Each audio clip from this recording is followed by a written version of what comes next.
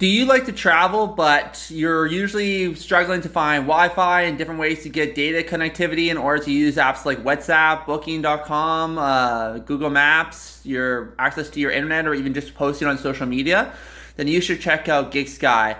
It's an interactive eSIM platform that allows you to choose the country you want to go to, as well as a number of other features. If you're trying to go on a cruise or in flight, and you just get to customize it with the amount of data you need, and you can even try it out they have 100 megabyte free plans that you can use anywhere in the world, and it's very easy to use.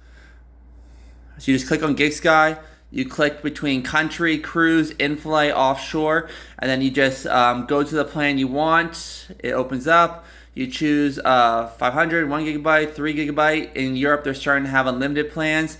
And then you just go to checkout, and it processes very easy. You can purchase it up to 30 days before you start to use it. Then you just have to activate it, and it starts right from that point on. It's very easy, and you will never regret using this amazing eSIM.